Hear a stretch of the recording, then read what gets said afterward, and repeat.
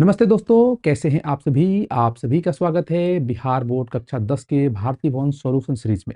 इससे पहले हम लोगों ने इस सीरीज में कक्षा 10 के भौतिकी के पहले अध्याय प्रकाश के प्रवर्तन के अति लघु उत्तरीय प्रश्नों को हल कर चुके हैं। यदि उसमें किसी भी प्रकार का आपको दिक्कत होता है तो उसका वीडियो लिंक आपको डिस्क्रिप्शन में मिल जाएगा, वहां से आप चेक कर सकते हैं। इस वीडियो में हम लोग देखने वाले हैं लघु उत्तरीय प्रश्नों को, जिसमें जो भी इसमें लघु उत्तरीय प्रश्न दिए हुए हैं प्रत्येक प्रश्नों को हम पढ़ के समझेंगे कि ये प्रश्न हमसे क्या कह रहे हैं। अच्छे तरीके से इनको हम हल करना सीखेंगे कि इसका उत्तर हमें किस प्रकार से देना है।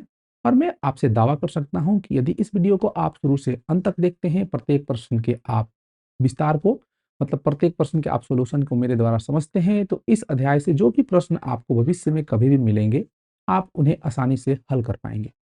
चलिए हम इस वीडियो की शुरुआत करते हैं। उससे पहले एक और चीज मैं आप सभी को बता दूं कि जिस पीडीएफ पे हम लोग पढ़ रहे हैं, यदि आप इसे डाउनलोड करना चाहते हैं तो कैसे डाउनलोड करेंगे, इसको मैं आपको अंत में बताने वाला हूं। दो तरीके हैं, एक तरीका टेलीग्राम, एक तरीका हमारे वेबसाइट से।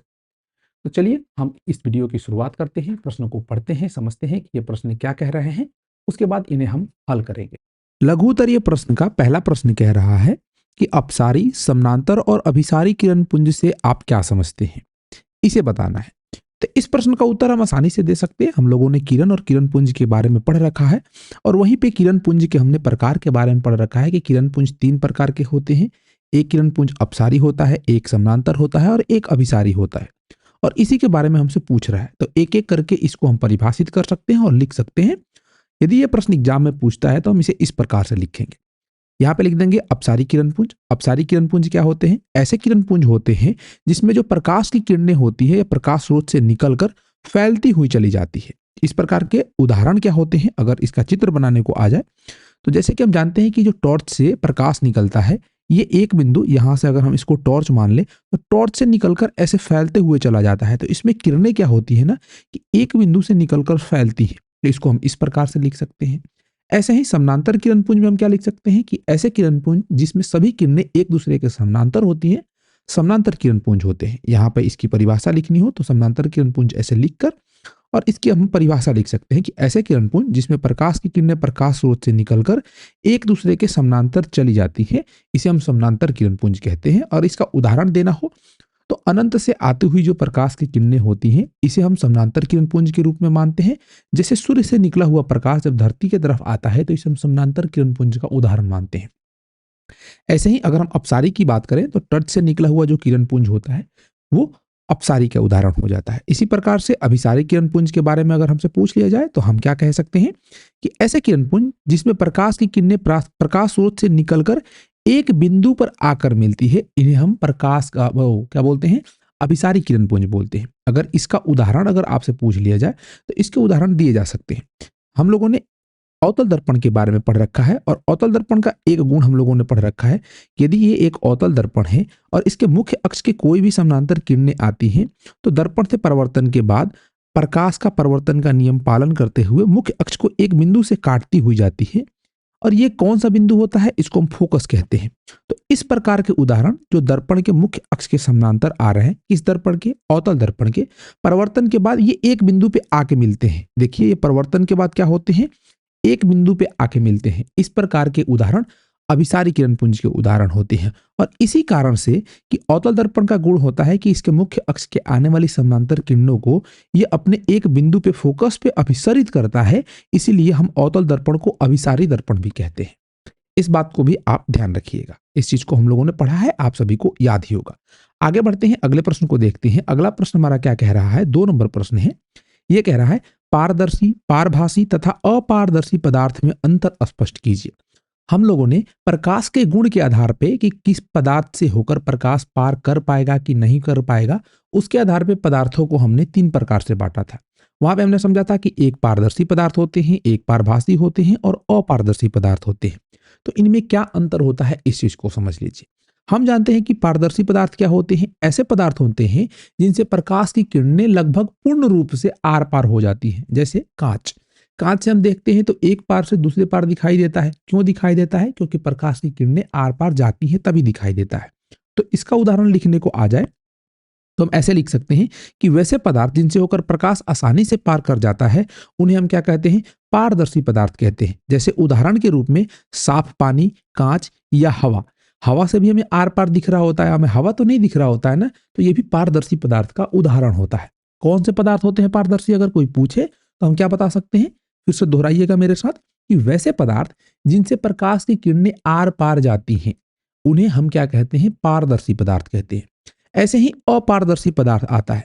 इसका उदाहरण हम क्या दे सकते हैं, इसका परिभाषा हम क्या दे सकते हैं कि वैसे पदार्थ जिनसे होकर प्रकाश की किरणें आर पार नहीं जा सकती हैं उन्हें हम अपारदर्शी पदार्थ कहते हैं। तो इसको हम ऐसे लिख सकते हैं कि वैसे पदार्थ जिनसे होकर प्रकाश आर पार नहीं जा सकता है अपारदर्शी पदार्थ कहते हैं। उदाहरण के रूप में पत्थर हो जाएगा, लकड़ी हो जाएगा, लोहा हो जाएगा। इसके अलावा अन्य कई उदाहरण हो सकते हैं जिसके आप नाम लिख सकते हैं। ऐसे ही इनके मध्य में एक पदार्थ आता है जिसको हम पारभासी पदार्थ कहते हैं।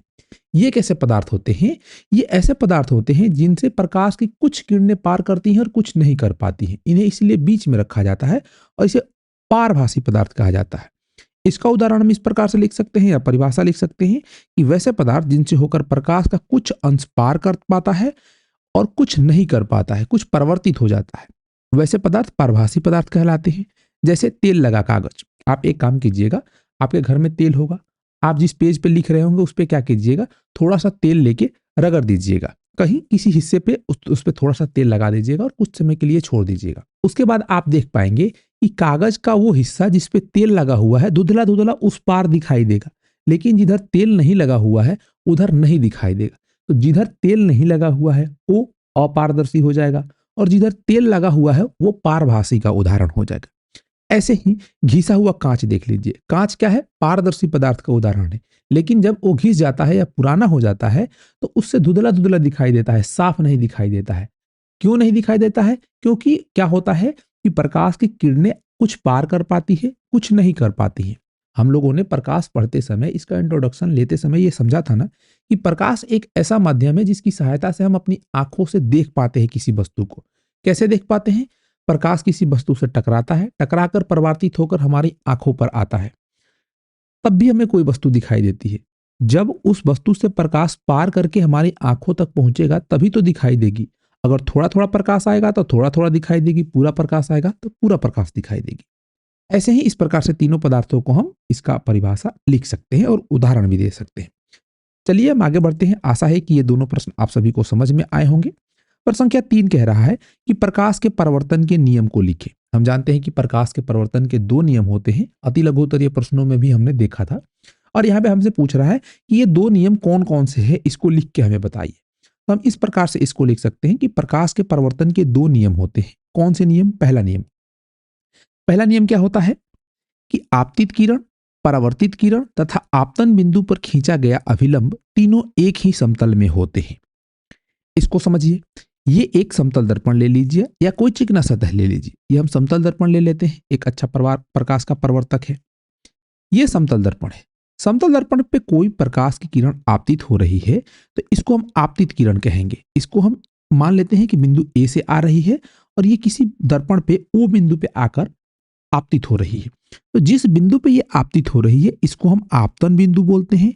इस किरण को, ये एओ किरण है, इसको आपतित किरण कहते हैं और ये प्रकाश का परिवर्तन का नियम का पालन करते हुए परिवर्तित हो जाएगी।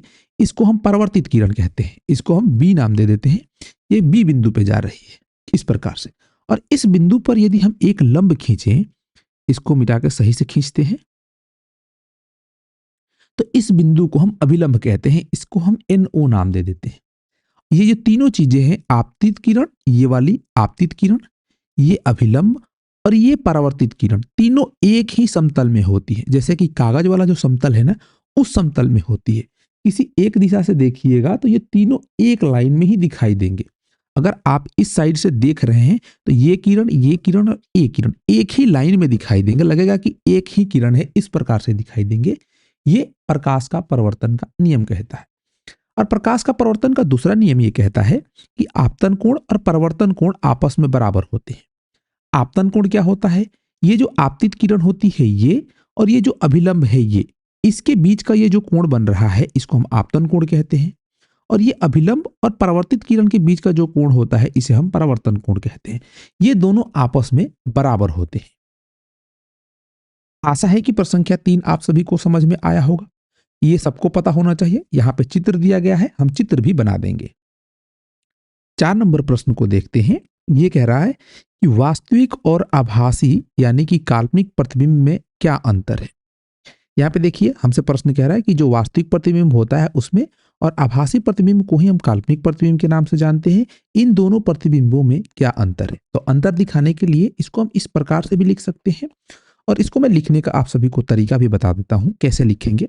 यहाँ पे जो चीजें लिखी गई हैं इस प्रकार से तो लिख ही सकते हैं। उसके अलावा हम 2 कॉलम बना सकते हैं यहाँ पे, और एक में हम लिख देंगे कि वास्तविक प्रतिबिंब और दूसरे में हम आभासी या काल्पनिक लिख देंगे। और इन दोनों में अंतर बताने के लिए एक एक पॉइंट करके इसमें हम अंतर बता सकते हैं। जैसे कि यहाँ पे पहला पॉइंट लिखा हुआ है कि वास्तविक प्रतिबिंब को पर्दे पर प्राप्त किया जा सकता है, तो इसमें वास्तविक में पहला पॉइंट लिख देंगे कि वास्तविक प्रतिबिंब को पर्दे पे प्राप्त किया जा सकता है। इसके उल्टा यहाँ पे आभासी प्रतिबिंब में हम ये लिख सकते हैं कि काल्पनिक प्रतिबिंब को पर्दे पर प्राप्त नहीं किया जा सकता है। यहाँ पे काल्पनिक को आप आभासी भी बना सकते हैं, आभासी लिख सकते हैं, दोनों एक ही चीज है।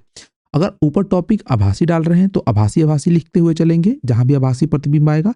अगर काल्पनिक डाल रहे हैं तो काल्पनिक काल्पनिक लिखते हुए चलेंगे। यहाँ पे काल्पनिक डाला हुआ है इसलिए इसके अनुसार ऐसा लिखा हुआ है। या आप जबकि भी लगा के लिख सकते हैं। यहाँ पे लिख सकते हैं कि वास्तविक और काल्पनिक प्रतिबिंब में आभासी प्रतिबिंब में अंतर निम्नलिखित है।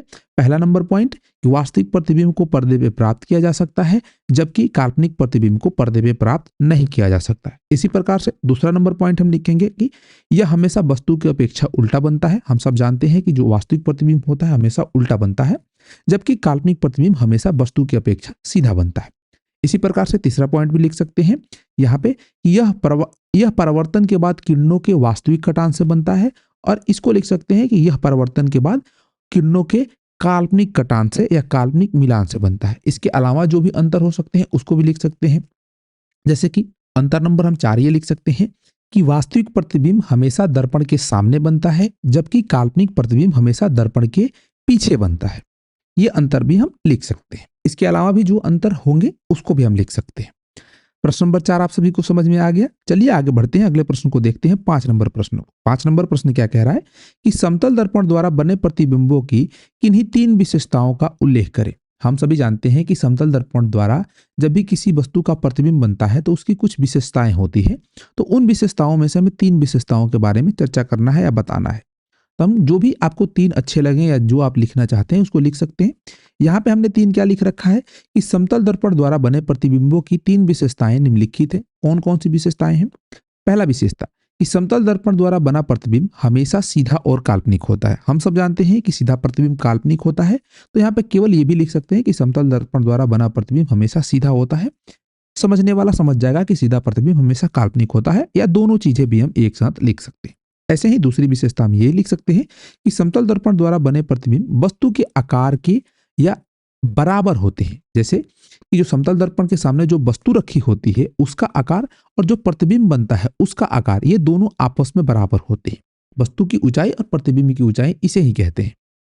इसके अलावा हम क्या लिख सकते हैं कि समतल दर्पण द्वारा बने प्रतिबिंब दर्पण के सामने उतने ही पीछे दूरी पर बनता है जितने दूरी पर वस्तु दर्पण के सामने रखी होती है। यह भी दर्पण की एक समतल दर्पण की एक विशेषता होती है। इसके अलावा हम ये भी लिख सकते हैं कि समतल दर्पण अपने सामने रखी वस्तु का प्रतिबिंब पार्श्विक रूप से विपरीत बनाता है। पार्श्विक रूप से विपरीत बनाने का क्या मतलब है? जैसे कि एक व्यक्ति है, यहाँ पे आप अगर समतल दर्पण के सामने जाके खड़े होंगे, ये मान लेते हैं आपका राइट हैंड है और ये आपका लेफ्ट हैंड है। तो यदि आप समतल दर्पण के सामने हैं, यदि आपका प्रतिबिंब दर्पण के पीछे बन रहा है ना, तो आपका ये वाला राइट हैंड दिखेगा और ये वाला लेफ्ट हैंड दिखेगा दर्पण में। आप उसके सामने जाके खड़ा होकर देखिएगा, यही पार्श्विक रूप से उल्टा, जो पार्श्विक रूप से उल्टा कह रहे हैं इसका मतलब होता है। ठीक है, आगे चलते हैं, अगले प्रश्न को देखते हैं। अगला प्रश्न क्या कह रहा है? 6 नंबर प्रश्न है। ये कह रहा है कि अवतल तथा उत्तल दर्पण में अंतर स्पष्ट कीजिए। तो इसका भी हम अंतर आसानी से स्पष्ट कर सकते हैं। जितने आपको अंतर पता है उतने लिख दीजिए। आप 2 कॉलम बना के उनमें अंतर स्पष्ट कर सकते हैं या जबकि दे के कर सकते हैं। यहाँ पे हम ऐसे लिख सकते हैं कि अवतल तथा उत्तल दर्पण में अंतर निम्नलिखित है। क्या क्या अंतर है भाई? चलिए देखते हैं। पहला अंतर यह है इन दोनों में कि अवतल दर्पण का जो परावर्तक सतह होता है ये धंसा हुआ होता है, जबकि जो उत्तल दर्पण का परावर्तक सतह है उभरा हुआ होता है। हम सब जानते हैं कि अवतल दर्पण का परावर्तक सतह क्या होता है? धंसा हुआ होता है। ये धंसा हुआ भाग परावर्तक सतह के रूप में काम करता है, ये वाला भाग। और उत्तल दर्पण में जो उठा हुआ भाग होता है ये परावर्तक सतह के रूप में काम करता है, और धंसा हुआ भाग किस रूप में काम करता है, ये कलई किया हुआ होता है, वो परावर्तक सतह के रूप में काम नहीं करता है। इसी प्रकार से दूसरा अंतर हम क्या लिख सकते हैं कि अवतल दर्पण किसी वस्तु का वास्तविक और काल्पनिक दोनों प्रकार का प्रतिबिंब बनाता है, जबकि उत्तल दर्पण किसी वस्तु का केवल काल्पनिक प्रतिबिंब बनाता है। इस चीज को हम लोग पढ़ चुके हैं। अवतल दर्पण के सामने 6 स्थितियों में वस्तुओं को रख के हमने देखा है कि किस किस स्थिति में वस्तु किस प्रकार का, मतलब दर्पण किस प्रकार का उस वस्तु का प्रतिबिंब बना रहा है। और साथ ही साथ उत्तल दर्पण के बारे में भी हम लोगों ने देखा है कि उत्तल दर्पण हमेशा किसी वस्तु का काल्पनिक और छोटा प्रतिबिंब बनाता है। इसके अलावा तीसरा अंतर हम क्या लिख सकते हैं, तीसरा अंतर लिख सकते हैं कि अवतल दर्पण में किसी वस्तु का प्रतिबिंब वस्तु से छोटा, बड़ा या वस्तु के बराबर बनता है, और उत्तल दर्पण में क्या होता है कि यह केवल वस्तु का छोटा प्रतिबिंब बनाता है। अवतल दर्पण में हम लोगों ने देखा कि छोटा प्रतिबिंब कब बनाएगा, जब वस्तु को या तो हम अनंत पे रखेंगे या वक्रता केंद्र और अनंत के बीच में रखेंगे। इसके अलावा भी स्थिति हो सकती है। उसके अलावा हम लोगों ने देखा है कि बड़ा प्रतिबिंब कब बनाता है, जब वस्तु को हम फोकस और ध्रुव के बीच में रखते हैं, या फोकस पे रखते हैं, या फोकस और वक्रता केंद्र के बीच में रखते हैं, तब बनाता है। और बराबर कब बनाता है वस्तु के, जब इसको वक्रता केंद्र पे हम रखते हैं, तो वस्तु के बराबर प्रतिबिंब बनाता है। और उत्तल दर्पण के सामने आप अनंत पे वस्तु को रखिए या अनंत या ध्रुव के बीच में रखिए, प्रत्येक स्थिति में ये छोटा प्रतिबिंब बनाता है। तो ये अंतर लिख सकते हैं। इसके अलावा 4 नंबर अंतर हम क्या लिख सकते हैं कि अवतल दर्पण की जो फोकस दूरी होती है ऋणात्मक होती है, जबकि उत्तल दर्पण की जो फोकस दूरी होती है धनात्मक होती है। किस प्रकार से होती है, चिन्ह परिपाटी हम लोगों ने पढ़ रखा है। चिन्ह परिपाटी के अनुसार इसकी फोकस दूरी और वस्तु दूरी या जो भी प्रतिबिंब दूरी होती है उसका हम निर्धारण करते हैं। उसी के अनुसार हम ये कह सकते हैं कि जो अवतल दर्पण की फोकस दूरी होती है ये कैसी होती है, ऋणात्मक होती है, और उत्तल की कैसी होती है, धनात्मक होती है। ठीक है। प्रश्न संख्या 6 में अगर ये 5 नंबर का प्रश्न आता है, इस प्रकार से आप लिख के आएंगे, आपको 5 के 5 नंबर प्राप्त होंगे। या आप चाहें तो 2 कॉलम बना के यहाँ पे अवतल, यहाँ पे उत्तल दर्पण दोनों की अंतर बता सकते हैं बिंदुवार तरीके से। चलिए आगे बढ़ते हैं, 7 नंबर प्रश्न को देखते हैं। ये क्या कह रहा है, 7 नंबर प्रश्न कह रहा है कि गोलीय दर्पण की वक्रता त्रिज्या से आपका क्या तात्पर्य है। तो हम लोगों ने पढ़ रखा है कि कोई भी गोलीय दर्पण हो, गोलीय दर्पण को हमने 2 भागों में बांटा था, एक अवतल दर्पण और एक दूसरा उत्तल दर्पण। हम लोगों ने क्या देखा था कि जो अवतल दर्पण होता है उसका परावर्तक सतह धंसा हुआ होता है, उत्तल दर्पण का परावर्तक सतह उभरा हुआ होता है।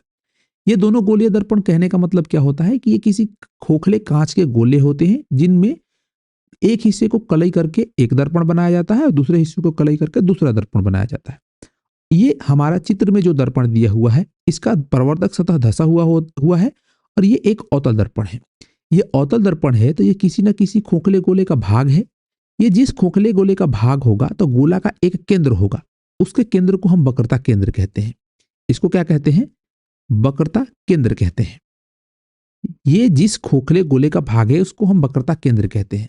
और ये जो वक्रता केंद्र है और इसकी जो परिधि है, इसके बीच की दूरी को हम क्या कह सकते हैं, वक्रता त्रिज्या कह सकते हैं। लेकिन जब हम इसको दर्पण में परिभाषित करते हैं तो दर्पण का जो मध्य भाग होता है इसको हम ध्रुव से निरूपित करते हैं, ध्रुव कहते हैं। इसको हम पी से निरूपित करते हैं। और जो ध्रुव और वक्रता केंद्र के बीच की दूरी होती है इसे ही हम वक्रता त्रिज्या कहते हैं, और इसे हम आर से निरूपित करते हैं। इन दोनों के बीच की दूरी को क्या कहते हैं, वक्रता त्रिज्या करते हैं। ठीक है। तो इसको हम इस प्रकार से लिख सकते हैं कि गोलीय दर्पण की वक्रता त्रिज्या गोलीय दर्पण के ध्रुव और वक्रता केंद्र के बीच की दूरी होती है। नीचे अवतल दर्पण की वक्रता त्रिज्या दिखाया गया है। चित्र में जो सीपी क्या है, वक्रता त्रिज्या है। सी से और पी के बीच की दूरी को हम सीपी कह सकते हैं, और सीपी इसकी क्या है, वक्रता त्रिज्या है। आशा है कि प्रश्न संख्या 7 आप सभी को समझ में आया होगा। इसके साथ साथ मैं आप सभी को कुछ और जानकारी दे दूं। जिस पीडीएफ पे हम लोग पढ़ रहे हैं, यदि इसे आप डाउनलोड करना चाहते हैं तो हमारे साथ टेलीग्राम पे यहाँ पे जुड़ जाइए। द नेक्स्ट क्लासेस क्लास 10 के यहाँ पे ये पीडीएफ आप सभी को अपलोड कर दिया जाएगा वीडियो के बाद, वहां से आप डाउनलोड कर सकते हैं। डाउनलोड करने के लिए आप फाइल वाले सेक्शन में जाके चेक कर सकते हैं कि कहाँ पे लिखा हुआ है अध्याय 1 प्रकाश का परावर्तन लघु उत्तरीय प्रश्न उत्तर बाय द नेक्स्ट क्लासेस। आप वहां पे देख सकते हैं, वहां पे आपको टेलीग्राम पे पीडीएफ मिल जाएगा। आप हमें यूट्यूब पे देख रहे हैं, अगर यूट्यूब पे नहीं देख रहे हैं, कहीं और से जानकारी प्राप्त कर रहे हैं, तो हमारे यूट्यूब चैनल को आप जरूर से सब्सक्राइब कीजिएगा। यहाँ पे बहुत सारी चीज़ें जानकारी के रूप में कक्षा 10 की तैयारी के लिए आप सभी को बताई जाती है, उपलब्ध कराई जाती है बिल्कुल मुफ्त में। तो आप हमसे जरूर जुड़ें, अपने दोस्तों को भी बताइए हमारे चैनल के बारे में। इससे हमें प्रोत्साहन मिलेगा, आप सभी के लिए अच्छे-अच्छे कंटेंट हम लाते रहेंगे। इसके अलावा यदि आपके मन में कोई प्रश्न है जो आप हमसे पूछना चाहते हैं, तो इस व्हाट्सएप नंबर पे आप कॉन्टैक्ट कीजिए 8579987011 पे। यहाँ पे मैसेज करके अपने प्रश्नों को आप पूछ सकते हैं। यदि आप फ्री में बहुत सारी चीज़ें डाउनलोड करना चाहते हैं, पढ़ना चाहते हैं, जैसे नोट्स हो गया या इसका भी पीडीएफ आपको टेलीग्राम के अलावा हमारे वेबसाइट पे मिल जाएगा thenextclasses.com पे। गूगल पे जाकर सर्च कीजिए, या मैं अंत में आप सभी को बताऊंगा कि इस अध्याय का जो लघुतरीय है या अति लघुतरीय है या आंकिक प्रश्न है या किसी भी अध्याय के कोई भी प्रश्न के सॉल्यूशन देखना चाहते हैं, डाउनलोड करना चाहते हैं, तो आप हमारे वेबसाइट से किस प्रकार से मुफ्त में डाउनलोड कर सकते हैं। जो भी चीज़ें अन्य टीचर या अन्य कोचिंग संस्थान आपको पैसे लेकर उपलब्ध कराते हैं, सेम उससे अच्छी चीज़ें मैं आपको मुफ्त में उपलब्ध कराता हूँ। तो यहाँ पे आप हमसे ज़रूर जुड़िए, देखिए, अपना फीडबैक दीजिए कमेंट बॉक्स में। चलिए अब हम आगे बढ़ते हैं, अगले प्रश्न को देखते हैं। प्रश्न संख्या 8 क्या कह रहा है? किस दर्पण में केवल काल्पनिक प्रतिबिंब बनता है, अवतल में, उत्तल में या समतल में? प्रश्न को समझिए, ये क्या कह रहा है। प्रश्न ये कह रहा है कि कौन ऐसा दर्पण है जिसमें केवल काल्पनिक प्रतिबिंब बनता है। ये नहीं पूछ रहा है कि किस किस दर्पण में काल्पनिक प्रतिबिंब बनता है, ये पूछ रहा है कि केवल किस में काल्पनिक प्रतिबिंब बनता है। कौन ऐसा दर्पण है जिसमें केवल काल्पनिक बनता है, उसमें वास्तविक प्रतिबिंब नहीं बन सकता। तो हम सब जानते हैं कि दर्पण 3 प्रकार के होते हैं। 2 ये गोलीय दर्पण है, ये एक समतल दर्पण है। हमने अवतल दर्पण के गुण के बारे में पढ़ रखा है कि अवतल दर्पण किसी वस्तु का काल्पनिक और वास्तविक दोनों प्रकार का प्रतिबिंब बनाता है। उत्तल दर्पण के बारे में पढ़ रखा है, ये केवल काल्पनिक प्रतिबिंब बनाता है, और समतल दर्पण के बारे में पढ़ रखा है, ये केवल काल्पनिक प्रतिबिंब बनाता है। तो इसका उत्तर हम किस प्रकार से लिख सकते हैं कि उत्तल और समतल दर्पण में केवल काल्पनिक प्रतिबिंब बनता है या प्राप्त होता है। हम अवतल दर्पण की बात करें तो इसमें काल्पनिक और वास्तविक दोनों प्रकार का प्रतिबिंब बनता है। यदि यही प्रश्न हमसे पूछ लेता है कि किस किस दर्पण में काल्पनिक प्रतिबिंब बनता है या प्राप्त होता है, तो ये तीनों दर्पण में काल्पनिक प्रतिबिंब बनता है या इससे प्राप्त किया जा सकता है। ठीक है, 8 नंबर प्रश्न आप सभी को समझ में आ गया होगा। आगे बढ़ते हैं, 9 नंबर प्रश्न को देखते हैं। ये कह रहा है कि उत्तल दर्पण का उपयोग वाहनों के साइड मिरर में पीछे देखने के आईने के रूप में क्यों किया जाता है। क्यों किया जाता है भाई, इसका कारण देना है। तो कारण हम सब जानते हैं, बस इसको लिखना है। कैसे लिखेंगे इस चीज को देख लेते हैं कि उत्तल दर्पण का उपयोग वाहनों के साइड मिरर के रूप में इसलिए किया जाता है क्योंकि उत्तल दर्पण का जो दृष्टि क्षेत्र होता है अधिक होता है। यह किसी भी वस्तु का छोटा और सीधा प्रतिबिंब बनाता है। देखिए, अब इस चीज को समझ भी लीजिए, यदि आप सभी को नहीं पता हो तो। आप सब जो भी गाड़ी देखते हैं, गाड़ी के साइड में ड्राइवर का जो सीट होता है उसके बगल में आपने एक शीशा देख रखा होगा। वो जो शीशा होता है, वो दर्पण जो होता है, वो क्या होता है, उत्तल दर्पण होता है। उत्तल दर्पण वहां क्यों लगाया जाता है, क्यों नहीं समतल लगा दिया जाता है या क्यों नहीं अवतल लगा दिया जाता है? इसका एक कारण है। कारण ये है कि उत्तल दर्पण की एक विशेषता ये होती है कि छोटे से दर्पण में ये बहुत बड़े क्षेत्र का प्रतिबिंब बना देता है। जैसे मान लीजिए कि ये एक उत्तल दर्पण यहाँ पे है, यहाँ पे हम एक उत्तल दर्पण बना लेते हैं, चौकोर रूप में लगा हुआ है उत्तल दर्पण, और इसके पीछे बहुत सारा बड़ा सा क्षेत्र है। तो इस बड़े क्षेत्र को ये अपने अंदर इसका इमेज बना देगा छोटे रूप में।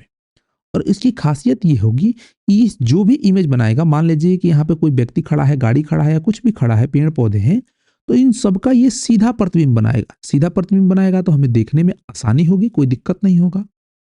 और साथ ही साथ ये छोटा प्रतिबिंब बनाएगा। तो छोटा प्रतिबिंब और सीधा प्रतिबिंब बनाने के कारण और इसका दृष्टि क्षेत्र अधिक होने के कारण, यानी कि ये अधिक क्षेत्र को कम क्षेत्र में ही इसका प्रतिबिंब प्राप्त कर लेता है, इसलिए इसका उपयोग वाहनों के साइड मिरर के रूप में किया जाता है। अगर आप समतल दर्पण का प्रयोग करेंगे तो समतल दर्पण की क्या विशेषता होती है कि किसी वस्तु का वो उसी के आकार का प्रतिबिंब बनाता है, या दर्पण से जितना सामने वस्तु रखी होती है उतना पीछे प्रतिबिंब बनाता है। तो सीधा वो भी बनाता है, लेकिन उसका दृष्टि क्षेत्र अधिक नहीं होने के कारण, यानी कि समतल दर्पण के आगे बहुत बड़ा क्षेत्र होने के अलावा भी वो छोटे क्षेत्र को ही दिखाएगा, इसलिए समतल दर्पण का उपयोग या अवतल दर्पण का उपयोग नहीं किया जाता है। ठीक है, आगे चलते हैं, अगले प्रश्न को देखते हैं। अगला प्रश्न 10 नंबर प्रश्न है।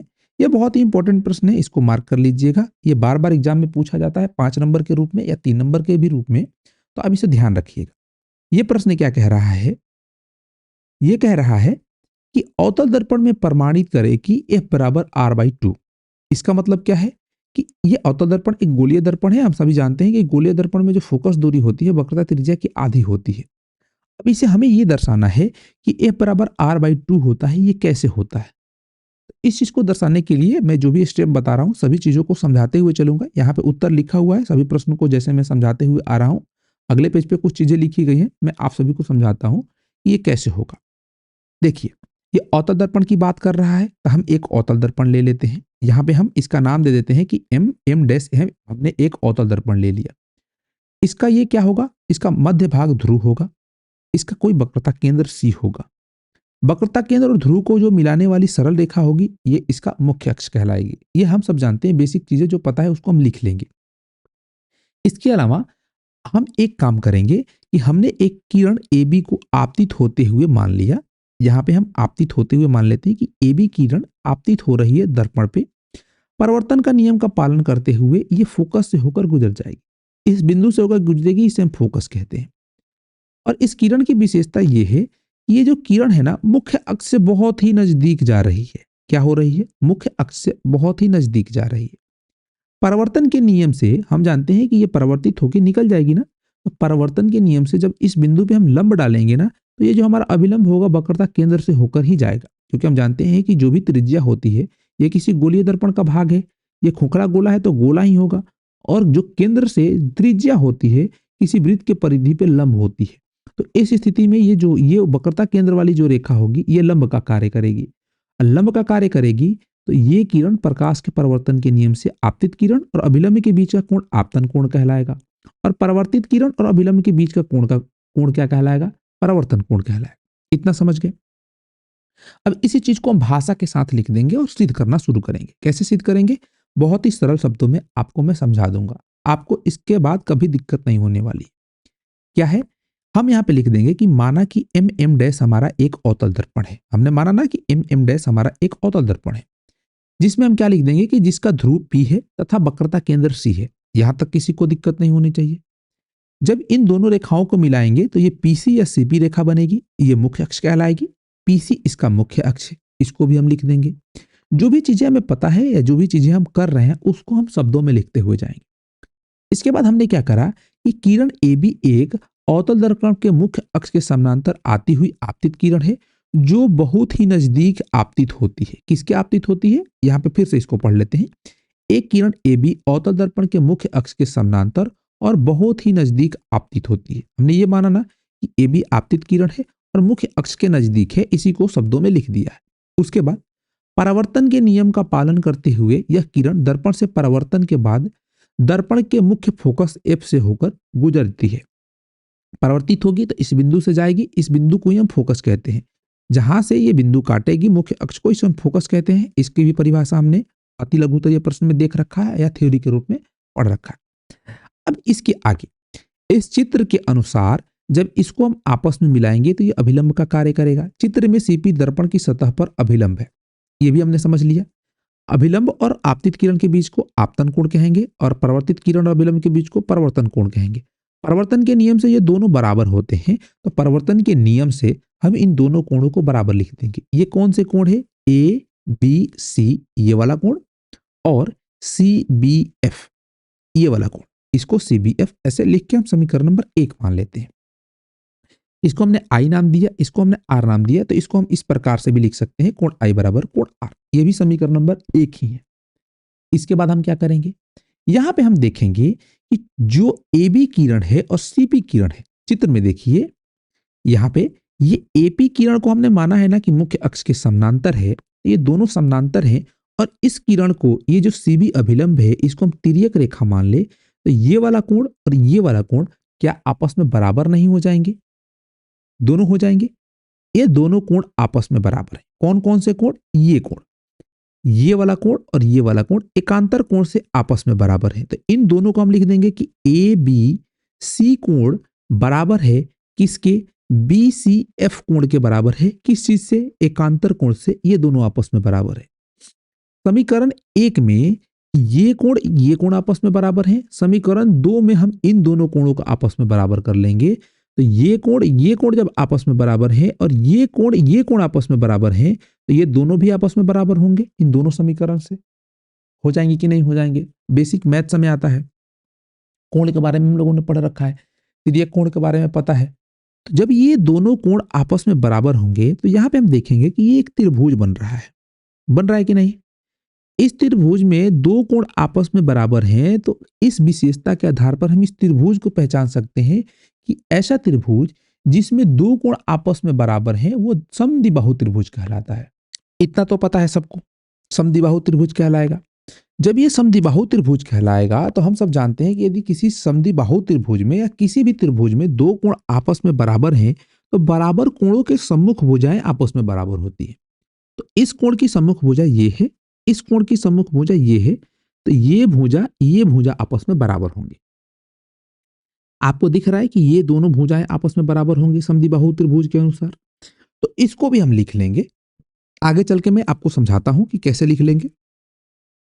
उसके बाद हम क्या करेंगे कि हमने माना है कि ये जो किरण है ना, ये मुख्य अक्ष के बहुत ही नजदीक है। मान लीजिए कि यहां से ये किरण जा रही है, जो ये वाली रेखा है और ये वाली रेखा है, ये वाली जो रेखा है, इसको और इसको लगभग हम बराबर मान लेंगे, क्योंकि बहुत नजदीक से जा रहा है तो ये दोनों आपस में लगभग बराबर होंगे। थोड़ा बहुत का अंतर होगा लेकिन हम लगभग बराबर मान लेंगे।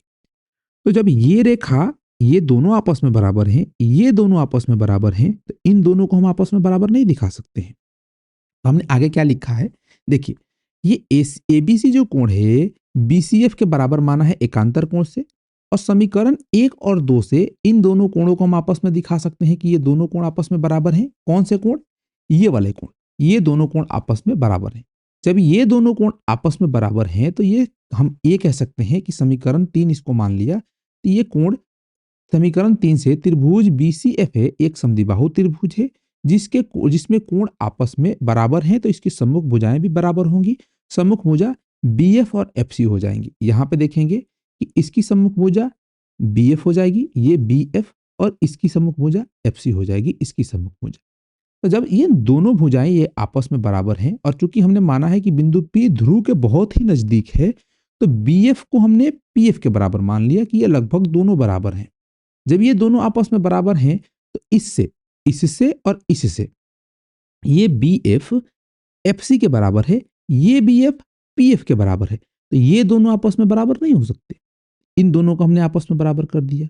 यहां पे हम देखेंगे कि जो पी एफ है या एफ सी है, यहां पे चित्र में देखिए, ये जो पी एफ है, ये पी एफ और ये एफ सी है, इन दोनों दो रेखाएं हैं, दोनों को मिला देंगे तो ये सीपी बनेगा। तो इस सीपी को हम इस प्रकार से लिख सकते हैं, या पीसी इसको हम लिख सकते हैं, पीसी बट्टे 2। और पीसी क्या है? वक्रता त्रिज्या है। तो यहाँ पे आप चित्र में देखेंगे तो ये पीसी है, क्या है? वक्रता त्रिज्या है। और ये वाला पीएफ क्या है? पीएफ या एफपी, ये हमारा फोकस दूरी है, और यही हमें दिखाना है। इसको हम चाहें तो मान सकते हैं। तो यहाँ पे ये पीएफ एफ हो जाएगा और पीसी आर बट्टे 2 हो जाएगा। और प्रश्न हमसे यही कह रहा है कि आप एक अवतल दर्पण में ये प्रमाणित करें कि जो फोकस दूरी होती है वक्रता त्रिज्या की आधी होती है। तो इसको हम ऐसे प्रमाणित कर सकते हैं। आशा है कि 10 नंबर प्रश्न समझ में आया होगा। यदि कोई भी दिक्कत होता है कमेंट बॉक्स में पूछिए, मैं आप सभी को फिर से ये सारी चीजें समझाऊंगा, या वीडियो को आप पीछे करके देखिए, सारी चीजें आपको समझ में आ जाएगी। थोड़ा सा ध्यान देके समझिएगा।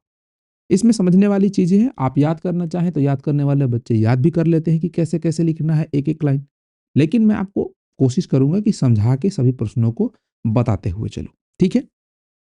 चलिए हम 11 नंबर प्रश्न को देखते हैं। 11 नंबर प्रश्न क्या कह रहा है कि अनंत और वक्रता केंद्र के बीच रखी अवतल दर्पण से बने प्रतिबिंब का निर्धारण स्वच्छ किरण आरेख खींचकर करें।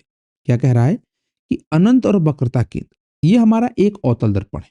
अवतल दर्पण का परावर्तक सतह धसा हुआ होता है, धसा हुआ है। पीछे वाला भाग उभरा हुआ, कलई किया हुआ है, कलई किया हुआ है।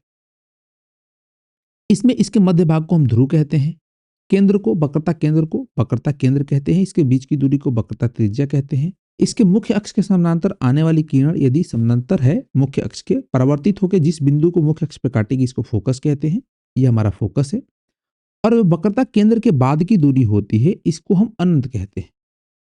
यहाँ पे हमसे प्रश्न कह रहा है कि एक किरण आरेख खींच के ये दिखाना है कि अनंत और वक्रता केंद्र के बीच यदि किसी वस्तु को रखा जाता है, ये अनंत हो गया इधर कहीं, ये वक्रता केंद्र हो गया, इसके बीच में यहाँ पे एक वस्तु रखी हुई है, इसका किरण आरेख खींचेंगे तो यहाँ पे एक वस्तु को रख देते हैं। वस्तु को रखेंगे तो वस्तु से तो किसी प्रकाश स्रोत से आने वाली बहुत सारी किरणें होंगी जो इस वस्तु से टकराएंगी, या ये वस्तु प्रकाश स्रोत स्वयं हो सकता है। तो इससे बहुत सारी प्रकाश किरणें निकलेंगी। तो हम एक किरण ले लेते हैं, ये वाली जो मुख्य अक्ष के समानांतर जा रही है। समानांतर जाएगी तो ये मतलब परावर्तन के नियम से पालन करते हुए जिस बिंदु से जाएगी इसको हम फोकस कहेंगे। ये वाली किरण निकल जाएगी। इसके अलावा हम एक ऐसी किरण ले लेते हैं जो वक्रता केंद्र से होकर जा रही है। वक्रता केंद्र से होकर जाएगी, दर्पण से टकराएगी, फिर वापस आएगी उसी पथ पे। तो ये दोनों किरणें जिस बिंदु पे एक दूसरे को काटेंगी वहां पे प्रतिबिंब बनेगा। इस स्थिति में यहाँ पे प्रतिबिंब बनेगा। प्रतिबिंब को अगर हम देखें तो ये वक्रता केंद्र फोकस के बीच में बनता है। यहाँ पे अगर इस प्रतिबिंब की विशेषता देखें तो बिंब रखा हुआ है सीधा, प्रतिबिंब बन रहा है उल्टा। उल्टा प्रतिबिंब हमेशा वास्तविक होता है। यहाँ पे जो प्रतिबिंब बन रहा है वस्तु की अपेक्षा छोटा भी बन रहा है। तो हम इसको इस प्रकार से लिख सकते हैं, जब किसी वस्तु को अवतल दर्पण के सामने मुख्य अक्ष पर अनंत और वक्रता के केंद्र के बीच रखी जाती है तो उसका प्रतिबिंब दर्पण के सामने फोकस और वक्रता केंद्र के बीच बनता है। वस्तु यहाँ पे सर नहीं होके वस्तु से हो जाएगा। ये वस्तु से छोटा बनता है, उल्टा और वास्तविक बनता है। यहाँ पे बनता हो जाएगा, ये बनता बनता है। ये थोड़ी सी मिस्टेक है, इसको आप सही कर लीजिएगा। ठीक है, मैंने यहाँ पे सही कर दिया है, इसको ध्यान रखिएगा।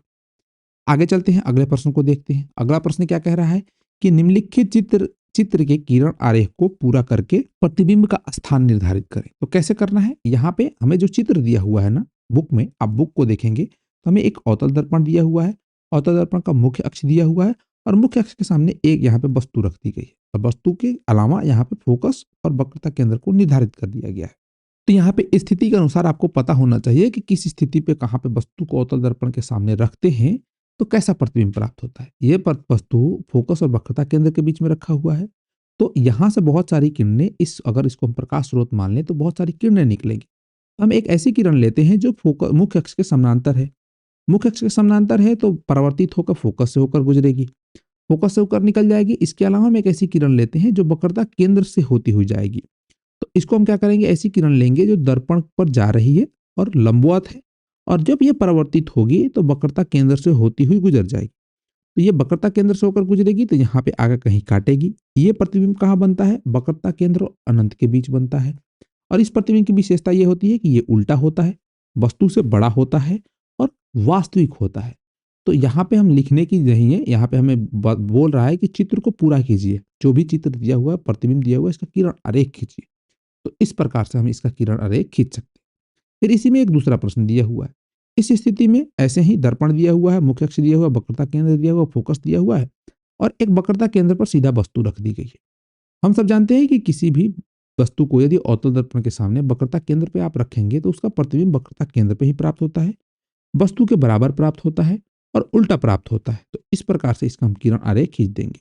मुख्य अक्ष के समानांतर जाने वाली किरणें परावर्तित होकर फोकस से जाएगी और अगर कोई किरण फोकस से होकर जा रही है तो दर्पण से परावर्तित होकर मुख्य अक्ष के समानांतर निकल जाएगी। ये दोनों किरणें यहाँ पे काटेंगी, इसका यहाँ पे हमें प्रतिबिंब प्राप्त होगा। ये वास्तविक प्रतिबिंब प्राप्त होता है। ठीक है, 13 नंबर प्रश्न को देखें। क्या आपको चित्र दिया जाएगा किसी भी स्थिति का तो आप किरण आरेख खींच देंगे? खींच सकते हैं, मुझे जरूर आशा है। आगे बढ़ते हैं, 13 नंबर प्रश्न को देखते हैं। ये कह रहा है कि स्पष्ट किरण आरेख द्वारा अवतल दर्पण में आभासी यानी काल्पनिक एवं आवर्धित प्रतिबिंब का बनाना दिखाइए। इस प्रकार प्रयुक्त अवतल दर्पण का एक व्यवहारिक उपयोग भी लिखिए। इस प्रकार के बहुत सारे प्रश्न 5 नंबर के रूप में पूछे जाते हैं। तो जितनी भी स्थितियां हैं अवतल दर्पण के सामने रखकर जहां जहां वस्तु को रखकर प्रतिबिंब प्राप्त किया जा सकता है उसको ध्यान रखेंगे। उत्तल दर्पण में भी ध्यान रखेंगे और साथ ही साथ समतल दर्पण का भी ध्यान रखेंगे। समतल दर्पण में 1, उत्तल दर्पण में 2 और अवतल दर्पण में 6 स्थितियां हैं। इन सभी को आप ध्यान रखेंगे। किसी भी प्रकार से इससे प्रश्न पूछा जा सकता है। यदि इस प्रकार के चित्र आपको पता है कि कैसे बनेंगे, किस प्रकार से किरण आरेख खींचा जाएगा, तो 5 नंबर आपके हाथ में रहेगा और कोई भी दिक्कत नहीं होगा। इसके अलावा इसके आधार पे ऑब्जेक्टिव प्रश्न भी पूछे जाते हैं। 1 नंबर के भी प्रश्न, 2 नंबर के भी प्रश्न पूछे जाते हैं। तो सभी प्रश्न आपके क्लियर हो जाएंगे यदि बड़े-बड़े प्रश्न आपके क्लियर है। चलिए इस प्रश्न को देखते हैं। यह क्या कह रहा है कि एक किरण आरेख खींच के हमें यह दिखाना है कि अवतल दर्पण कब किसी वस्तु का काल्पनिक प्रतिबिंब बनाता है और आवर्धित प्रतिबिंब बनाता है। तो हम एक स्थिति जानते हैं कि एक ही स्थिति में अवतल दर्पण किसी वस्तु का काल्पनिक प्रतिबिंब बनाता है। कब बनाता है? जब वस्तु को अवतल दर्पण के सामने उसके फोकस और ध्रुव के बीच में रखते हैं।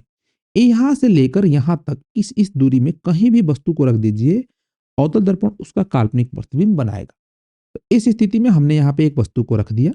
यहाँ से इस वस्तु से निकलने वाली एक किरण यदि हम मान लेते हैं कि मुख्य अक्ष के समानांतर जा रही है तो परावर्तित होकर फोकस से जाएगी। ये हमारा फोकस हो गया। इस किरण ये फोकस पे कहीं चली जाएगी।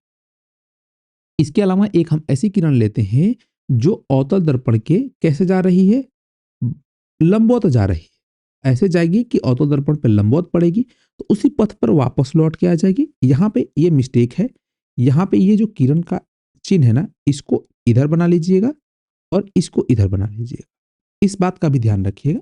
वस्तु से निकलकर किरण दर्पण पे जाएगी, परिवर्तित होकर बाहर निकलेगी, तो ये परिवर्तित होकर बाहर जा रही है, ठीक है। तो ये अनंत की ओर जाएगी और ये किरणें एक दूसरे को अनंत तक कहीं नहीं काटती है।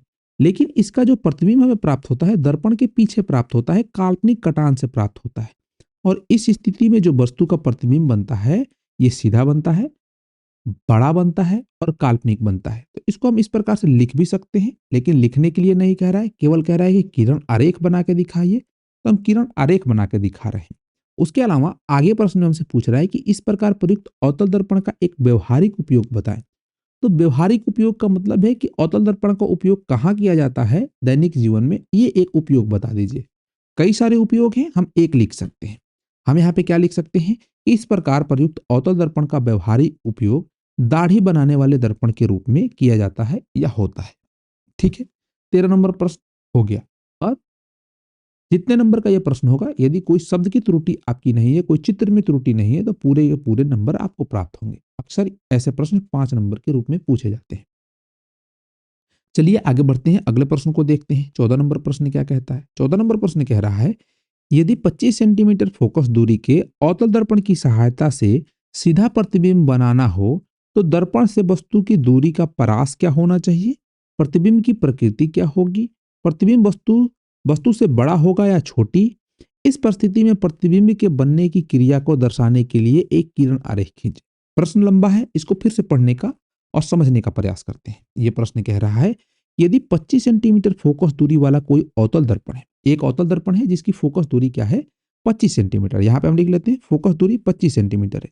यदि चिन्ह परिपाटी के अनुसार लिखेंगे तो अवतल दर्पण की जो फोकस दूरी होती है ऋणात्मक होती है, तो -25 सेंटीमीटर लिखेंगे।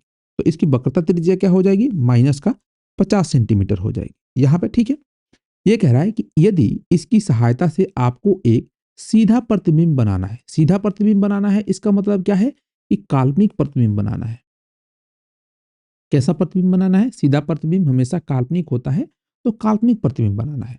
तो दर्पण से वस्तु दूरी का परास क्या होना चाहिए। परास मतलब पूछ रहा है कि रेंज क्या होना चाहिए, कि कहां से कहां तक वस्तु को रख सकते हैं कि वो प्रतिबिंब सीधा दे, ठीक है। इसके अलावा कह रहा है कि प्रतिबिंब की प्रकृति क्या होगी। प्रकृति मतलब उसका नेचर, काल्पनिक होगा, वास्तविक होगा, ये बताना है, या उल्टा होगा कि सीधा होगा, ये बताना है। यह कहाँ बनेगा दर्पण से, आगे सामने बनेगा कि पीछे बनेगा, ये बताना है। ये कह रहा है। उसके बाद प्रतिबिंब वस्तु से बड़ा होगा या छोटी, ये हमें बताना है। बड़ा या छोटा ये प्रकृति में ही आ जाता है, लेकिन ये अलग से पूछ रहा है। उसके अलावा कह रहा है कि इस परिस्थिति में प्रतिबिंब के बनने की जो क्रिया है, इसको दर्शाने के लिए एक किरण आरेख खींचिए। तो यदि आप सभी को ध्यान हो, तो आप ध्यान कीजिए कि अवतल दर्पण के सामने हमने 6 स्थितियां पढ़ी है, जहां पे हम वस्तु को रख के उसका प्रतिबिंब प्राप्त करते हैं। उन 6 स्थितियों में 5 स्थितियां ऐसी होती है जिस स्थिति में दर्पण किसी वस्तु को वास्तविक प्रतिबिंब देता है और उल्टा प्रतिबिंब देता है। केवल एक स्थिति ऐसी होती है जिसमें वस्तु का काल्पनिक प्रतिबिंब बनता है, और वो वाली स्थिति कौन सी होती है, पिछले प्रश्न में हम डिस्कस करते हुए आ रहे हैं, इसमें काल्पनिक प्रतिबिंब बनता है। तो उसी को दिखाना है और बताना है। इसमें कुछ और चीजें पूछी गई हैं जिसका उत्तर हमें देना है। इस प्रश्न में फोकस दूरी 25 सेंटीमीटर दी गई है, यानी कि काल्पनिक प्रतिबिंब प्राप्त करने के लिए इस फोकस दूरी से और ध्रुव के बीच में कहीं भी वस्तु को रखेंगे तो उसका काल्पनिक प्रतिबिंब प्राप्त होगा। मैंने पिछले प्रश्न में समझाया और पहले भी हम समझ चुके हैं। तो इसका क्या प्रास क्या हो जाएगा, रेंज क्या हो जाएगा। हम चिन्ह परिपाटी के अनुसार जानते हैं ना कि ध्रुव से सभी दूरियां मापी जाती हैं, तो ध्रुव मूल बिंदु मापा माना जाता है। तो ध्रुव से फोकस की दूरी जितनी दी हुई है उसका रेंज हो जाएगा। यहाँ पे हम ये लिख सकते हैं कि जब किसी वस्तु को अवतल दर्पण के सामने उसके ध्रुव और फोकस के बीच में रखते हैं तो प्रतिबिंब सीधा बनता है। दर्पण का जो प्रास होगा, रेंज हो जाएगा, ये कितना हो जाएगा, 0 सेंटीमीटर से 25 सेंटीमीटर हो जाएगा। इसके दूर आप रखेंगे ना तो हमें वास्तविक प्रतिबिंब प्राप्त होता जाएगा, और दर्पण के पीछे तो हम वस्तु को रख ही नहीं सकते। तो इसको 0 मान के यहां तक 25 सेंटीमीटर फोकस तक हम रख सकते हैं, ठीक है। बी तक नहीं, फोकस तक, एफ तक। इसके अलावा इस स्थिति में जो प्रतिबिंब प्राप्त होता है काल्पनिक प्रतिबिंब प्राप्त होता है और वस्तु से बड़ा प्रतिबिंब प्राप्त होता है। इसको हम ऐसे लिख सकते हैं कि जो प्रतिबिंब प्राप्त होगा वो काल्पनिक प्राप्त होगा, यानी कि प्रतिबिंब की प्रकृति काल्पनिक होगी और ये प्रतिबिंब वस्तु से बड़ा बनेगा। ऐसे लिख के चित्र बना देंगे, हमारा प्रश्न सॉल्व हो जाएगा। जितने नंबर का प्रश्न होगा हमें उत्तर प्राप्त होंगे। ठीक है, आगे चलते हैं, अगले प्रश्न को देखते हैं। प्रश्न नंबर 15 क्या कहता है, किरण आरेख की सहायता से स्पष्ट करें कि उत्तल दर्पण में किसी वस्तु के प्रतिबिंब की स्थिति तथा प्रकृति क्या होगी। तो उत्तल दर्पण में हम लोगों ने देख रखा है, यहाँ पे उत्तल दर्पण को अगर हम समझे तो हम जानते हैं कि उत्तल दर्पण एक ऐसा गोलीय दर्पण होता है जिसका परावर्तक सतह उभरा हुआ होता है और जो पीछे का धसा हुआ भाग होता है ये कलई किया रहता है। और इसके द्वारा किस प्रकार से प्रतिबिंब प्राप्त होता है इसकी जानकारी हमने ले रखी है।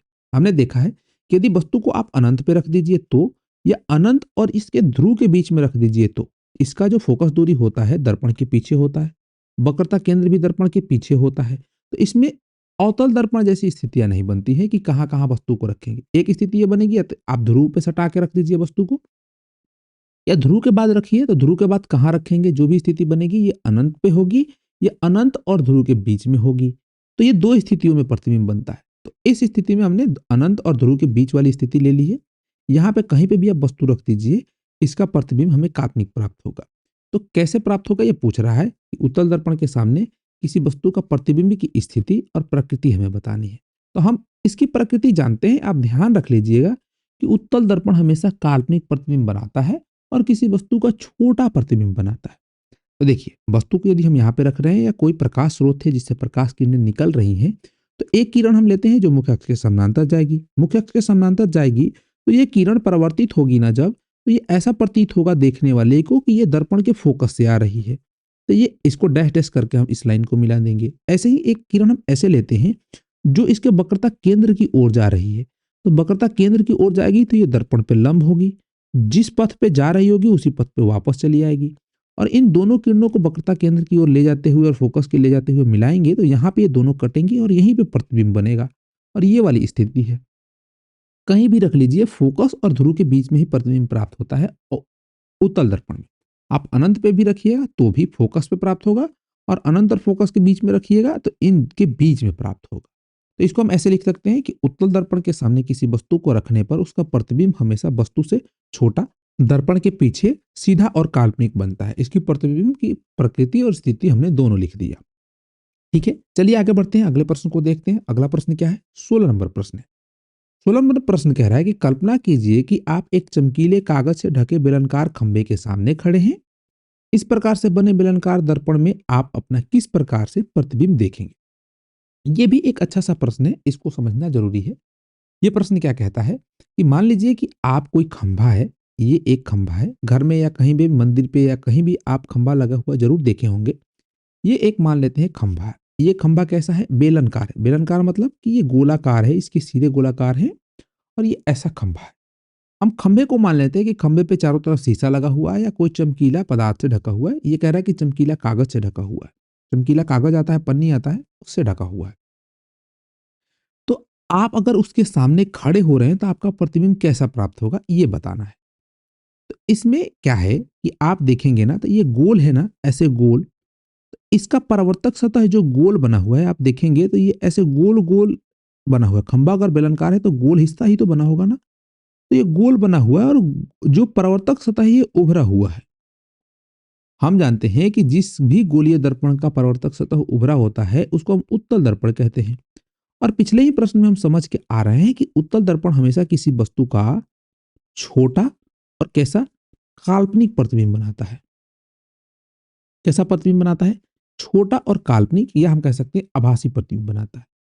इसी प्रकार से अगर आप गौर करेंगे कि ये जो बेलनाकार सतह है इसका जो ऊपर से नीचे वाला सतह है ना, ये एक समतल के रूप में काम करेगा। केवल एक हिस्सा, जो एक पॉइंट की हम बात करेंगे, वो वाला हिस्सा एकदम प्लेन मिरर की तरह काम करेगा, यानी समतल दर्पण की तरह कार्य करेगा। और समतल दर्पण की हम ये विशेषता जानते हैं कि ये किसी वस्तु का समान आकार का प्रतिबिंब बनाता है। समान आकार का कहें तो बराबर और पार्श्विक रूप से उल्टा बनाता है।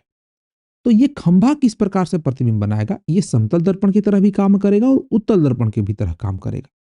यदि आप लंबवत खड़े हैं, अपने आप को लंबवत देखेंगे, यदि मान लेते हैं कि आप इसके सामने यहाँ पे खड़े हैं, तो जो आकार होगी प्रतिबिंब की, ये आपके आकार की होगी क्योंकि ये लंबतः समतल दर्पण की तरह कार्य कर रहा है।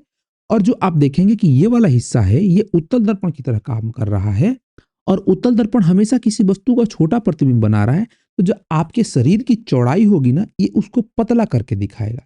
तो शरीर की चौड़ाई पतली हो जाएगी और जो आपकी लंबाई होगी समान आकार की होगी। समान आकार की क्यों होगी? क्योंकि ये लंबवत समतल दर्पण की तरह कार्य कर रहा है। तो इसको हम कैसे उत्तर लिखेंगे? ये आपको भारतीय भवन में भी लिखा हुआ है, फिर भी आप समझ लीजिए, मैंने समझाने के लिए ये प्रश्न रख रखा है। नहीं तो मैं बता देता कि क्या बोलते हैं, भारतीय भवन में इसका उत्तर लिखा हुआ है, आप समझ लेना। बहुत सारे बच्चों को समझने में दिक्कत होती है, इसलिए मैंने आप सभी को समझाया कि आपको कोई दिक्कत है, प्रश्न पूछ लीजिएगा जो भी दिक्कत होगा तो। इसको हम लिख इस प्रकार से सकते हैं, इसको लिख हम इस प्रकार से सकते हैं कि बेलनाकार दर्पण एक तरह के समतल दर्पण और उत्तल दर्पण के संयोजन है। लंबवतः यह समतल दर्पण की तरह और क्षैतिजतः यह उत्तल दर्पण की तरह कार्य करेगा। अतः ऐसे दर्पण में व्यक्ति का प्रतिबिंब की लंबाई व्यक्ति की लंबाई के बराबर होगी। मैंने आप सभी को समझाया ना, जितना लंबे आप होंगे उसका प्रतिबिंब उतना ही लंबा बनेगा।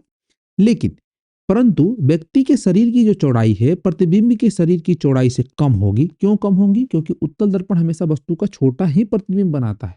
हम काल्पनिक वास्तविक की बात ही नहीं कर रहे हैं। तो हमें पता है कि दोनों दर्पण काल्पनिक प्रतिबिंब बनाते हैं। हम प्रतिबिंब के आकार की बात कर रहे हैं कि आप किस प्रकार का प्रतिबिंब आप देखेंगे। सीधा प्रतिबिंब देखेंगे, ये भी हम लिख सकते हैं इसमें ऐड करना चाहें तो। इसके अलावा आगे लिखेंगे कि इसलिए इसलिए ऐसे दर्पण में व्यक्ति को अपना चेहरा और शरीर पतला दिखाई देगा, ठीक है, लेकिन समान लंबाई का दिखाई देगा। जितना लंबे होंगे उतनी उतनी आकार का दिखाई, ये नहीं कि उससे छोटा दिखाई देगा या बड़ा दिखाई देगा, ठीक है। आगे चलते हैं, अगले प्रश्न को देखते हैं। अगला प्रश्न 17 नंबर प्रश्न है।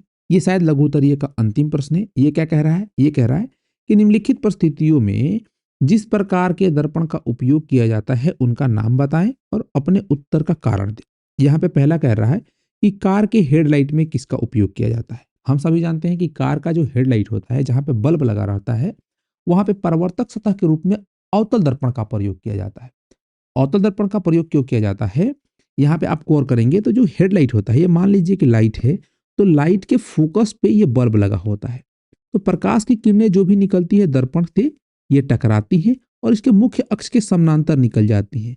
या इसको ये क्या कर सकता है? अपसरित कर देता है। अपसरित करता है तो दूर तक चीजें दिखाई देती हैं, ज्यादा क्षेत्र को वो कवर करता है। इसलिए अवतल दर्पण का उपयोग परावर्तक सतह के रूप में किया जाता है, ठीक है। ऐसे ही हम अगले की बात करें तो अगला में क्या कह रहा है यहाँ पे बी नंबर में, कि वाहनों के साइड मिरर या पीछे देखने में किस आईने का प्रयोग किया जाता है। हम लोगों ने पीछे प्रश्न में समझा ना कि जो वाहनों के या कार के साइड मिरर होते हैं वहां पे उत्तल दर्पण का प्रयोग किया जाता है। क्यों किया जाता है? कारण ये है कि उत्तल दर्पण का दृष्टि क्षेत्र अधिक होता है या ये हमेशा किसी वस्तु का छोटा और काल्पनिक प्रतिबिंब बनाता है, यानी सीधा प्रतिबिंब बनाता है, इसलिए इसका प्रयोग किया जाता है। तो कारण के रूप में भी लिख देंगे। और आगे है सौर भट्टी के रूप में। सौर भट्टी में किसका उपयोग किया जाता है? इसमें भी अवतल दर्पण का प्रयोग किया जाता है। अनंत से आने वाली प्रकाश की किरणें परिवर्तित होकर एक बिंदु पे फोकसित होती हैं। अवतल दर्पण क्या होता है? यहाँ पे हम लोग देखते हैं, ये अवतल दर्पण है। तो अवतल दर्पण के सामने उसके मुख्य अक्ष के समानांतर आने वाली जो भी किरणें होती हैं समानांतर होंगी, तो परिवर्तित होकर एक बिंदु से होकर जाएगी जो कि फोकस से होकर जाएगी। और इस फोकस पे यदि बहुत सारी किरणें परिवर्तित होकर आएंगी तो हम जानते हैं कि प्रकाश की जो किरणें होती हैं ऊर्जा का एक रूप होती हैं, उसमें ऊष्मा होता है। तो ये परिवर्तित होकर एक बिंदु पे अधिक फोकसित होंगी तो वहां पे क्या होगा? ऊष्मा उत्पन्न होगा। और सोलर कुकर का उपयोग भोजन बनाने के लिए किया जाता है और भोजन बनाने के लिए ऊष्मा की आवश्यकता होती है। तो इसलिए अवतल दर्पण का प्रयोग किया जाता है। तो हम यहाँ पे क्या लिख सकते हैं? तीनों का उत्तर लिख सकते हैं। यहाँ पे हम सी नंबर की बात कर लेते हैं। ये कहता है कि सौर भट्टी में अवतल दर्पण का उपयोग किया जाता है। कारण क्या है? कारण यह है कि अवतल दर्पण अनंत से आने वाली प्रकाश किरणों को फोकस पर अभिसरित करता है, जिससे अधिक ऊष्मा प्राप्त की जा सकती है या किया जाता है, जिसके कारण उससे भोजन बनाया जा सकता है। आशा है कि ये प्रश्न आप सभी को समझ में आ गए होंगे। ये इस प्रश्नावली का अंतिम प्रश्न है। चलिए मैं आप सभी को बता देता हूं कि आप इसका पीडीएफ किस प्रकार से डाउनलोड कर सकते हैं। आप टेलीग्राम पे तो कर ही सकते हैं, उसका लिंक आपको डिस्क्रिप्शन में मिल जाएगा, या आप सर्च करके देख सकते हैं। टेलीग्राम पे जाके आप सर्च करेंगे the next classes class 10th, हमारा टेलीग्राम आ जाएगा, वहां से आप जुड़ सकते हैं। आगे चलते हैं, ये देखते हैं, गूगल पे चलते हैं। गूगल पे जाके आप सर्च करेंगे thenextclasses.com या द नेक्स्ट क्लासेस, हमने पहले से सर्च कर रखा है तो ऊपर आ रहा है, पूरा लिखिएगा, स्पेलिंग देख लीजिएगा। ऊपर ही हमारी वेबसाइट आ जाएगी बिहार बोर्ड क्लास 10th के नाम से, thenextclasses.com यहाँ पे लिखा होगा। इसको आप खोलेंगे, बहुत सारी चीज़ें आप सभी को दिख जाएगी। यहाँ पे यदि आप कक्षा 10 के लिए मॉडल पेपर डाउनलोड करना चाहते हैं, मॉडल पेपर मिल जाएँगे, क्वेश्चन बैंक डाउनलोड करना चाहते हैं, क्वेश्चन बैंक मिल जाएँगे, notes, exercise solution, practice set जो भी डाउनलोड करना चाहते हैं आप देख सकते हैं। यदि आपको किसी भी बुक का पीडीएफ डाउनलोड करना है, ये भी मिल जाएगा। आप स्टडी टिप्स देखना चाहते हैं कि आप किस प्रकार से अपनी अध्ययन करें, ये भी देख सकते हैं। हम बात करते हैं भारती भवन सॉल्यूशन की, हम ये देख रहे हैं ना, तो ऊपर देखेंगे ना तो आपको राइट कॉर्नर में सर्च बार के बगल में दिख जाएगा कक्षा 10 भारती भवन सॉल्यूशंस। यहाँ पे आप क्लिक करेंगे, आपके सामने एक नया पेज खुल जाएगा। यहाँ पे कक्षा 10 के भारती भवन के रसायन शास्त्र, भौतिकी और जीव विज्ञान सभी के प्रत्येक अध्याय का प्रश्नावली सॉल्यूशन दिया हुआ है। जो भी प्रश्नावली में चीजें दी गई हैं वस्तुनिष्ठ प्रश्न और रिक्त स्थान को छोड़कर, क्योंकि रिक्त स्थान और वस्तुनिष्ठ प्रश्न आपको बुक में ही उसका आंसर दे दिया गया है तो वो नहीं है। यदि उसका वीडियो देखना चाहते हैं तो उसको समझा के मैंने प्रत्येक प्रश्न को अपने चैनल पे ये वीडियो डाल रखा है, प्लेलिस्ट में आप देख सकते हैं, या मैं पेज पे ही ऐड करने का प्रयास करूंगा। हम प्रकाश का परिवर्तन पढ़ रहे हैं तो प्रकाश के परिवर्तन को खोलेंगे, पहला ही अध्याय है। यहाँ पे देखेंगे तो इस प्रत्येक प्रश्नावली के यहाँ पे इसके अतु लघु उत्तरीय जो प्रश्न है इनके उत्तर दिए हुए हैं। आप नीचे जाके लघु उत्तरीय प्रश्न जो दिए हुए हैं इनके उत्तर और इनके परिभाषा देख सकते हैं, और सबसे नीचे आपको पीडीएफ लिंक मिल जाएगा, वहां पे क्लिक करके एकदम सिंपल तरीके से उसे आप डाउनलोड भी कर सकते हैं। चलिए इस वीडियो में इतना ही। यदि वीडियो पसंद आया होगा तो वीडियो को लाइक कीजिएगा, चैनल पे नए होंगे तो सब्सक्राइब कर लीजिएगा। इसी प्रकार के वीडियो आप सभी को मिलते रहेंगे। कोई भी डाउट रहता है आप कमेंट बॉक्स में पूछ लीजिए, या व्हाट्सएप नंबर मैंने आप सभी को बता दिया है, डिस्क्रिप्शन में भी व्हाट्सएप नंबर मिल जाएगा, वहां से भी आप अपने प्रश्नों को हमसे पूछ सकते हैं। फिर मिलते हैं किसी और वीडियो में, तब तक के लिए पढ़ते रहिए, मजे करते रहिए। जय हिंद।